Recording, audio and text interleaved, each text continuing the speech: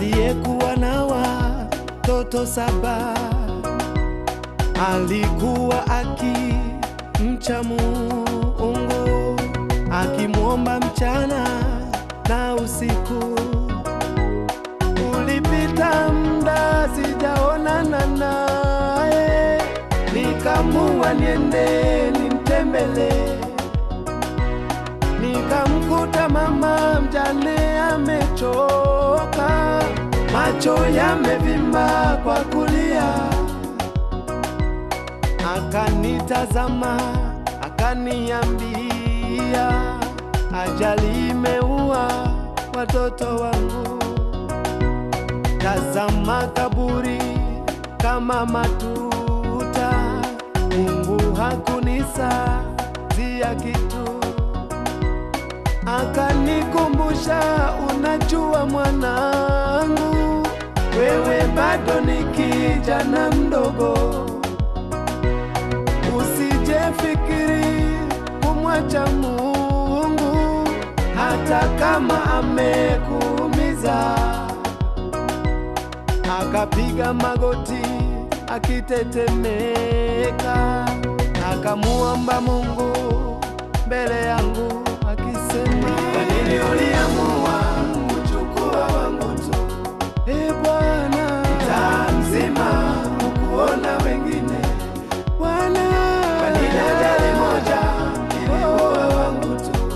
Kwa nini Bwana? Kwa nini siku moja walizikwa wangu tu? Bwana, kwa nini ukuamua hapa mtaani? Nauliza kwako, kila nyumba ingekufa mmoja mmoja. Bwana, hata nijiulize maswali mengi, bado wewe Bwana, bado litabaki wewe ni Mungu tu. Najua uliniamini ili naliweza, uliniamini basi nasema jina lako libarikiwe. Amen.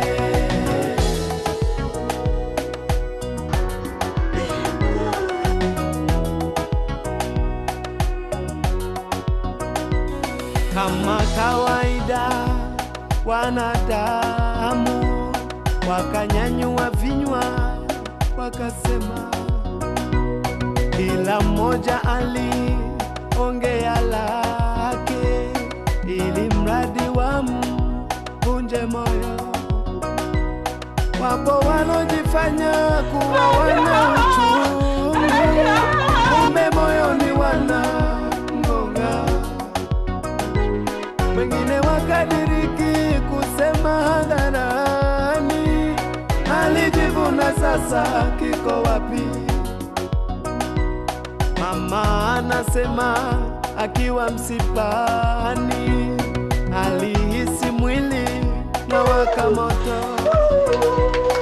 Aliona kama Mungu hayupo, dunia yote kaachwa peke yake. Waliomfariji aliwaona waongo, hawajui uchungu wa msiba. Huzuni ilipozidi akalia sana, asikubali kufa. Ghafla akakumbuka mtetezi wake, kwamba Mungu wake yuko hai, akishampitisha kwenye tanuru, mwisho watang'ara kama dhahabu. Bwana, ulipomchukua mume wangu Bwana, watoto walinifariji. Sasa umeamua kuwachukua wote, ukonisazia kitu. Umenibebesha mzigo mzito sana, mimi Bwana siwezi peke yangu. Bwana, bila msaada wako sitaweza mimi. Bwana, naomba nisaidie.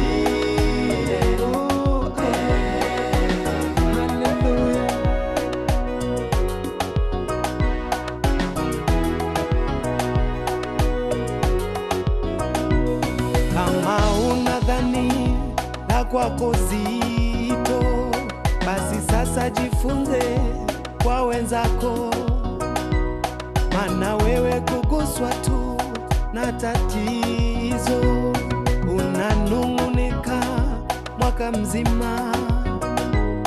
Waweza kudhani kwamba unaumwa, kumbe hujaona wagonjwa. Ukishawaona wagonjwa wenyewe, unaweza kupona bila dawa. Mungu anao watu anaoamini, watu wenye misuli ya imani. Wao wanapopita kwenye magumu, wanamtukuza katika hayo. Hawa ndio watu Mungu watumia kumsimangia shetani, maana kujaribiwa kwa imani zao huleta utukufu kwa Mungu. Mama anasema Mungu ni mwema, kwa sababu amenitetea katika kupita kwenye magumu. Nimeona mkono